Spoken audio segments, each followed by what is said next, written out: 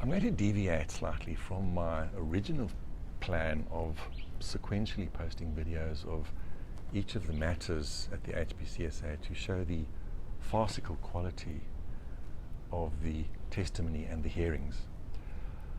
I've done a lot of research about the quality of oral testimony, oral eyewitness testimony. I've decided to make this video and refer back to it as I'm compiling the other videos.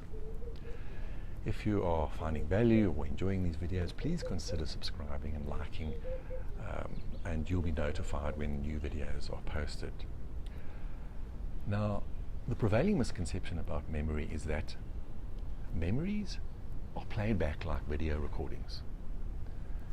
The truth is that all memories are constructed anew each and every time from whatever information is currently available, which makes them highly permeable to influences from the past. In all but one matter at the hearings, I was able to refer to my clinical notes, which I made shortly after each consultation.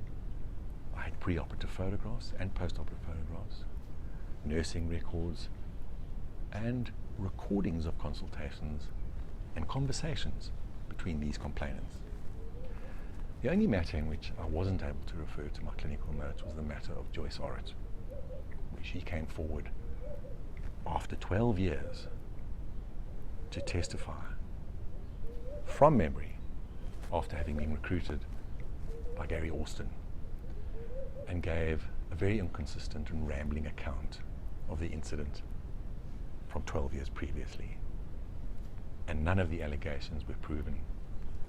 And my conviction to be scrapped from the role was based solely on her testimony.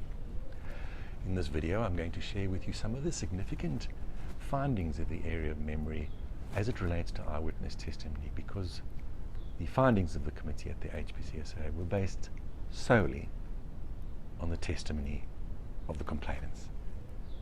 And in isolated cases, evidence with extremely poor probative value was adduced, such as photographs taken within days or weeks after the operation, or within a few months when there were a few raw wounds around, which had yet to heal.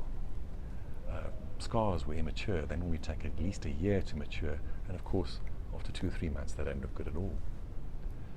In contrast to the complainant's testimony, as I said before, my testimony was based on contemporaneous notes, jotting down the clinical findings immediately after seeing them, and then seeing the patient and noting the condition and the proposed management. The committee favored the complainant's testimony, and very often the complainant's testimony was based on recall of memory from anywhere between 5 to 12 years following the incident. I'm sure you'll agree that there appears to be something very amiss. And that's why I'm going to share with you the findings of psychologist Elizabeth Loftus, who is a prominent researcher on the unreliability of eyewitness testimony. As I've been preparing each individual case as a video on this channel to demonstrate the extreme bias shown by the committee, I felt it imperative to record this video that I could refer to in subsequent videos that I'll be preparing, because it's nothing more than a farce that the testimonies of these witnesses were regarded as adequate and damning. Psychologist Elizabeth Loftus has been particularly concerned with how subsequent information can affect eyewitnesses' accounts of event. Her main focus has been on the influence of misleading information in terms of both visual imagery and wording of questions in relating to eyewitness testimony. Loftus's findings seem to indicate that memory for an event that has been witnessed is highly flexible. If someone is exposed to new information during the interval between witnessing the event and recalling it, this new information may have a marked effect on what they recall. The original memory can be modified, changed, or supplemented. She did a very interesting study to show how leading questions can distort eyewitness testimony accounts and have a confabulation effect as the account will become distorted by cues provided by the question.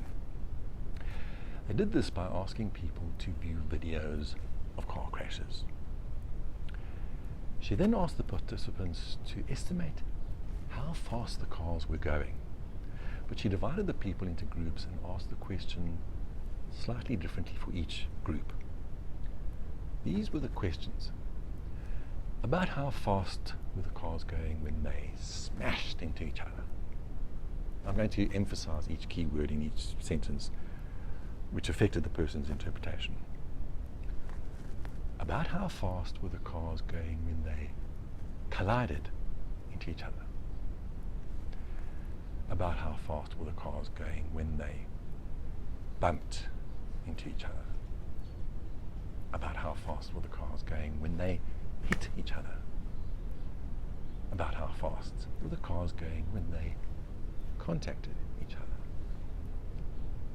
The people's answers in miles per hour averaged this: smashed 40.8, collided 39.3, bumped 38.1, hit 34.0, contacted 31.8.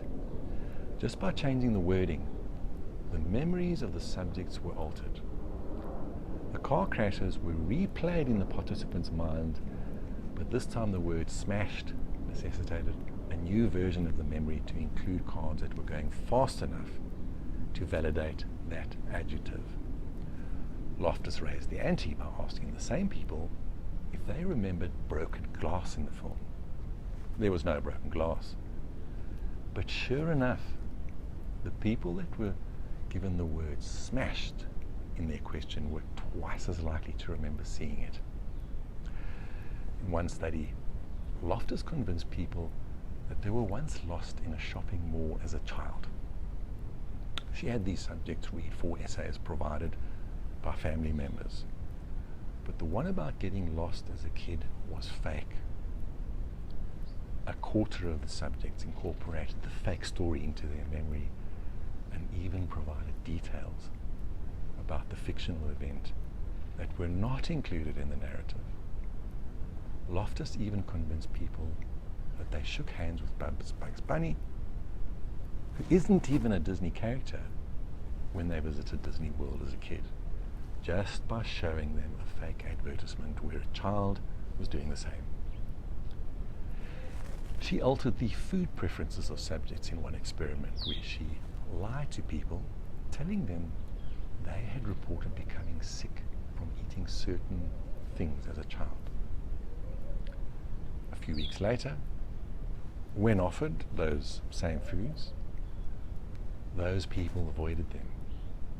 In other experiments, she implanted memories of surviving drowning and fending off animal attacks. None of them real. All of them accepted into the autobiography of the subjects without resistance. Loftus has made it her life's work to showcase the unreliability of memory. She has rallied against eyewitness testimony and suspect lineups for decades. Perhaps it's not this extreme, but every once in a while someone tells a story that conflicts with your recollection of the same story. The person embellishes it with details that slip past your mental fact checkers. When you notice, as above, it is a truly unsettling experience because normally you are oblivious to your faulty reconstruction of memory. Not only is your memory easily altered by the influence of others, you also smooth over the incongruences, rearrange timelines, and invent scenarios, but rarely notice this until you see yourself in a video, for example, or you hear another person's version of the events. You tend to see your memories as a consistent, continuous movie. Yet if you think of the last movie you saw, how much of it can you recall? Could you sit back close your eyes and recall in perfect detail every scene, every line of dialogue? Of course not. So why do you assume you can do the same for the movie of your life? In other experiments, she planted memories of surviving drowning and fending off animal attacks. None of them real. All of them accepted into the autobiography of the subjects without resistance. Loftus has made it her life work to showcase the unreliability of memory. She has rallied against eyewitness testimony and suspect lineup for decades now. And she's also criticized psychologists who say they can dredge up repressed memories from childhood. For instance, in one of her experiments, she had the subjects watch a pretend crime and then select the culprit out of a lineup. The police told the subjects that the perpetrator was one of the people standing before them, but it was a trick. None of them were the real suspect. Yet 78% of the people still identified one of the innocent people as the person they saw committing the crime. Memory just doesn't work like that, Loftus says. Despite this, many of our institutions and societal norms persist as though it does. There are many explanations as to why this is happening, but the effect is well established and predictable. Scientists generally agree memories aren't recorded like videos or stored like data on a hard drive. They are constructed and assembled on the spot as if with Legos from a bucket in your brain. Neurologist Oliver Sacks wrote in the book The Island of the Colorblind about a patient who became colorblind after a brain injury. Not only could he not see certain colors, he couldn't imagine them or remember them. Memories of cars and dresses and carnivals were suddenly drained and washed down. Even though this patient's memories were first imprinted when they could see color, they could now only be conjured up with the faculties of his current imagination. Each time you build a memory, you make it from scratch. And if much time has passed, you stand a good chance of getting the details wrong. With a little influence, you might get the big ones wrong. And this is precisely the point I'm trying to make, in that all of these witnesses who were recruited by Gary Austin, who was responsible in many instances actually assisting them draft their letters of complaint to the HPCSA, and was actively involved in coaching them prior to testifying. He also managed to get carte blanche involved. And of course, we are all grossly prejudiced and influenced by the media. Memory is imperfect, but also constantly changing. Not only do you filter your past through your present, but your memory is easily infected by social contagion, such as a program like Carte Blanche. You incorporate the memories of others into your own head all at the same time. Our studies suggest that your memory is permeable, malleable, and evolving. It isn't fixed and permanent, but more like a dream that pulls in information about what you are thinking during the day and adds new details to the narrative. If you suppose it could have happened, you are far likely to question yourself as whether it did. In the context of my circumstances with the complaints, the charges against me at the HPCSA, the perpetrators of the witch hunt against me deliberately orchestrated a high-profile media campaign on the bitterly unhappy patients, and the stories were featured on Carte Blanche and relayed in all the major tabloid newspapers. Obviously, all of the complainants were exposed to the media in the light of what I've just discussed in terms of the unreliability of memory. One really has to question the value of complainant's testimony.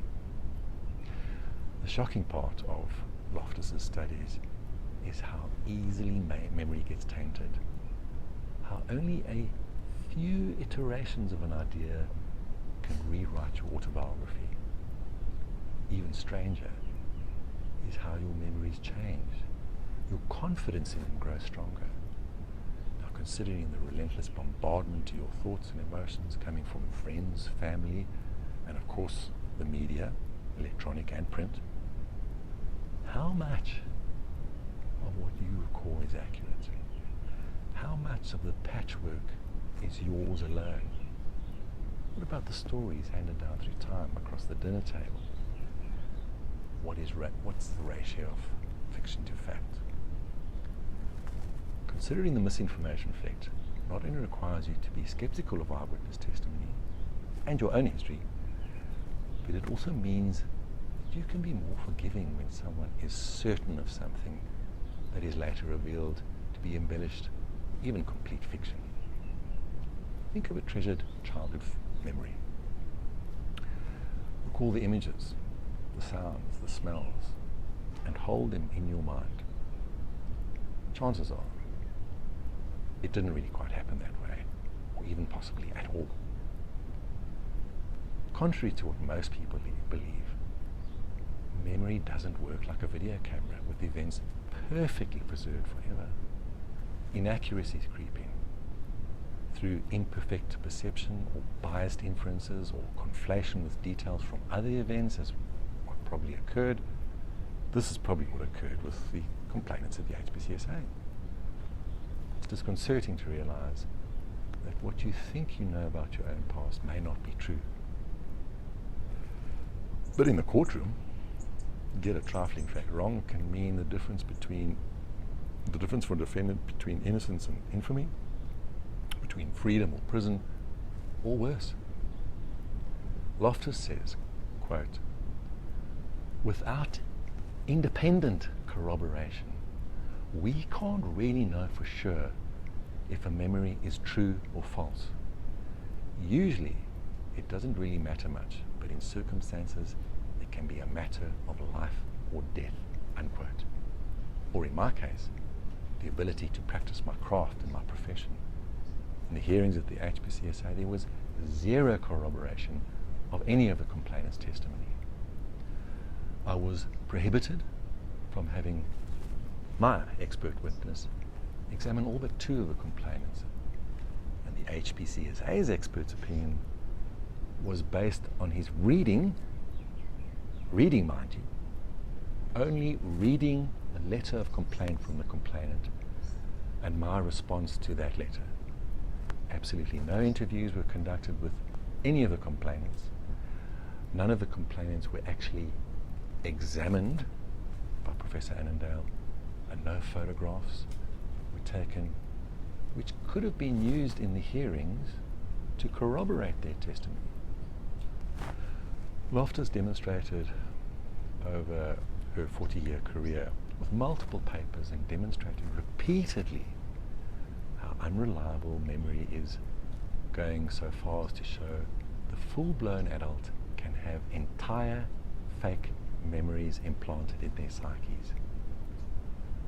As I recall from the videos that I've already prepared, and I'm doing this purely from my own memory, the gross inconsistencies in the testimony of some of the complainants. For example, Eugene Murray comes to mind as a demonstration of how fickle the manufacturing of memories can be.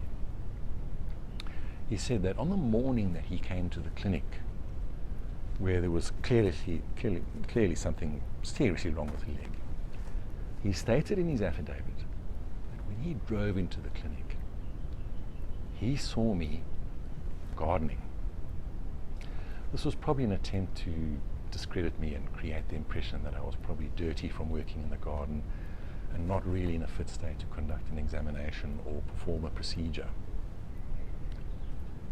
If you know me well, and personally, you will know that this is a hilariously laughable notion, as I simply loathe working in the garden.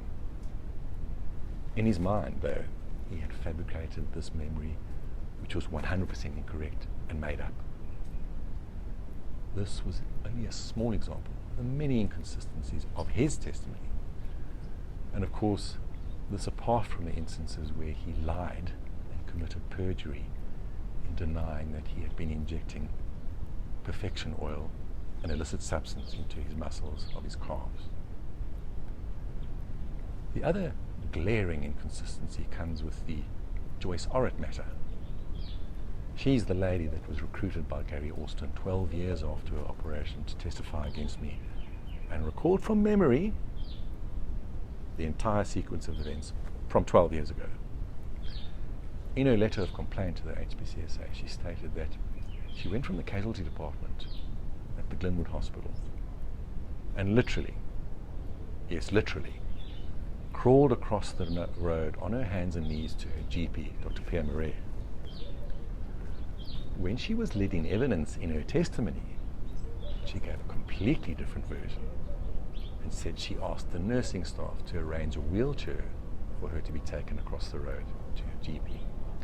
Now, these are just a few of the many glaring inconsistencies that come to mind as I'm doing this video. But I wanted to do this video to refer to it in subsequent videos to demonstrate the somewhat bizarre conduct of the sham and rigged hearings at the HPCSA. I also have major issues with the quality of my legal representation, which was sloppy, and bad at best. My first advocate essentially interviewed me to get my version of the story just before conducting his cross-examination, which is somewhat mind-boggling. And if he'd prepared better, a credible appeal may have been more convincing. My second advocate, I think, had delusions of grandeur and charged me these absolutely astronomical fees. It drained my resources and led me, and she led me in evidence for my testimony. But it was very much glossed over. Let's kind of get this thing over with. And we missed the opportunity to induce some very valuable evidence which would have been extremely important in lodging an appeal. My third advocate came in at the end, and it was also very apparent that there was very little preparation done, because if he had explicitly stated on record the gross inconsistencies and failure to prove certain aspects of the prosecution's case and the irregularity of the procedures, it would have been extremely useful if an appeal had been gone through with. It's somewhat sad and frustrating that now that I have the mental fortitude to come forward and tell each of these bizarre stories, that I can see how woefully ill-prepared my legal representation was. Anyway, that's all for this video. Click on the bell icon to be notified of future videos.